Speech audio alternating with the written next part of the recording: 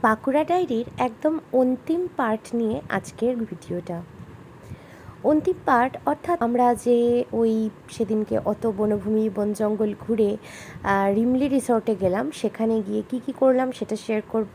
আর ঠিক তার পরের দিন সকালবেলা উঠে তারপরে দিদির সঙ্গে দাদার সাথে অনেক আড্ডা দিয়ে তারপরে সেখান থেকে খাওয়া দাওয়া করে ওরা আমাদের সি অফ করতে একদম বাস স্ট্যান্ড অব্দি গেল। তো সেই পুরো গল্পটাই শেয়ার করব। তো আমরা দেখো রিমলি রিসর্টে এসে গেছি, আর দেখতে পাচ্ছ রিসর্টটা ভীষণ সুন্দরভাবে সাজানো রয়েছে। একটা ট্রি হাউস, যদিও এটা আর্টিফিশিয়াল ট্রি হাউস, খুব সুন্দর দেখতে। সাজানোতেই রিসর্টটাতে ওরা কোনো কমতি রাখেনি।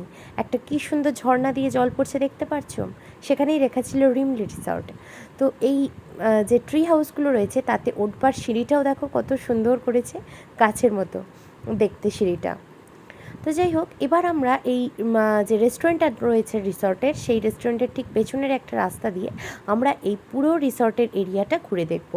রয়েছে একটা হাতি, যেটা পুরো একদম বড় সাইজের হাতির মতনই দেখতে করেছিল, জানো। আমি প্রথমে অ্যাট এ গ্লান্স ভেবেছিলাম এখানে আসল হাতি কী করছে। তো যাই হোক, তো রয়েছে বাচ্চাদের জন্য খেলার পার্ক। আর সেদিনকে বেশ গরম ছিল, না হলে বাইরেতেও লোকজন বসে অনেক ডিনার করে। তো আর এখানটা দেখো, এই গাছের গুঁড়ির মতো দেখতে কি সুন্দর কলটা করেছে। কিউট কিউট দেখতে বাচ্চাগুলোকে দেখছো, ছিল কিন্তু আরও একটা, তা সেটা কোথায় গেল কি জানি, ভিডিওতে আসেনি। আচ্ছা, একটা পুকুর ছিল ভীষণ বড় সাইজের, এবং সেখানে ছিল এরকম বড় বড় রাজহাঁস। আচ্ছা, আমরা এই রিসর্টটা ঘুরে দেখছি। রিসর্টের মধ্যেও বনভূমির কোনো কমতি নেই, কিন্তু একটা মজার ব্যাপার সেটা হচ্ছে এখানে কিন্তু পরিষ্কার পরিচ্ছন্ন। বনভূমি মানে নিচে যে সাপখোপের ভয় আছে সেরকমটা কিন্তু নয়, এখানটা এতটাই পরিষ্কার, রীতিমতো মেনটেনেন্স হয় এই রিসর্টটার। আচ্ছা, এই যে ঘরগুলো দেখতে পাচ্ছ ছোটো ছোটো, ওগুলো কিন্তু টেন্ট হাউস, অর্থাৎ তোমাকে বলা হবে যে তুমি তাঁবুর মধ্যে রয়েছো, কিন্তু ভিতরে তোমার সমস্ত রকমের লাক্সারিয়াস সমস্ত ফেসিলিটিস রয়েছে। তো আমরা এবার একটুখানি হাঁটাহাঁটি করে নিচ্ছি, এবার খিদেটাও জমিয়ে পাচ্ছে। তো আরও একটু হেঁটে নিচ্ছি যাতে খিদেটা আরও একটু এনহ্যান্স করে, কারণ প্রচুর খেতে হবে। আর এই তো দেখো, আমরা রেস্টুরেন্টের মধ্যে চলে এসেছি। রেস্টুরেন্টটা ভীষণ সুন্দর করে সাজানো, ভেতরটা খুব মনোরম। আর ওই যে দেখো, ওই রেস্টুরেন্টের পেছন দিয়ে একটা নদী গেছে, সেই নদীটার ছবি ওখানটায় আঁকা রয়েছে। রেস্টুরেন্টের ঠাকুরঘরটা দেখো কি সুন্দর, মা দুর্গাকে দেখলে কি সুন্দর না।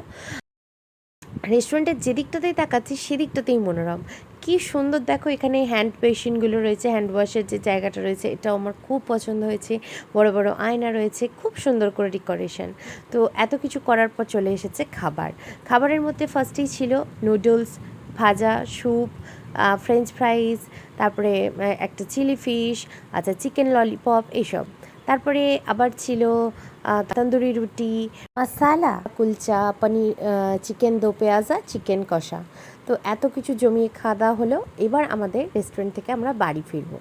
তো চলো এবার ফিরে যাওয়া যাক। যত লোকজন বাইরের এখানকার আউটসাইডার্স ছিল আমাদের মতো, তারা প্রত্যেকেই এবার বাড়ি ফিরছে।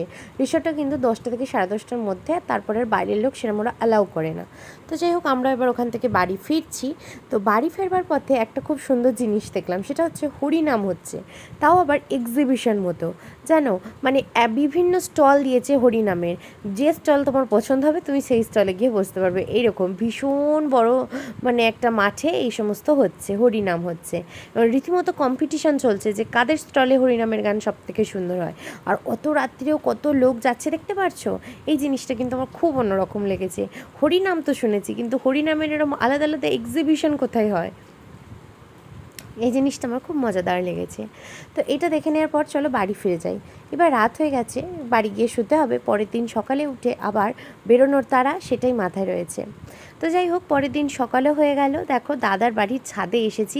দাদার বাড়ির ছাদ থেকে দুখানা পাহাড় দেখা যায়। একটা পাহাড় খুবই কাছে দেখতে পাচ্ছ, আর আরেকটা পাহাড় বেশ দূরে, ওটা অতটা মানে ক্লিয়ার আসছে না, অনেকটা দূরে। তোমরা, আমি হয়তো ভিডিও ততটা ক্লিয়ার দেখাতে পারছি না, তো অনেকটা দূরে পাহাড় রয়েছে।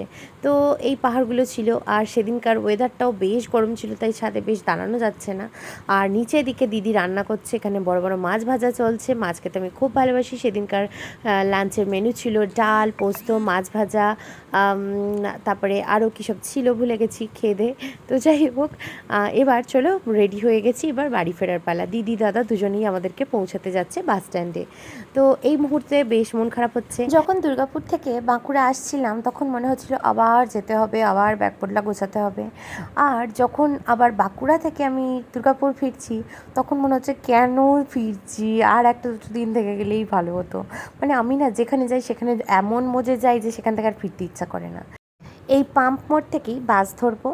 আর ভিডিওটাও আমি তোমাদেরকেও টাটা জানিয়ে এখানেই শেষ করছি। দেখা হবে পরবর্তী অন্যান্য অনেক ভিডিওতে। ততক্ষণের জন্য সবাই ভালো থেকো।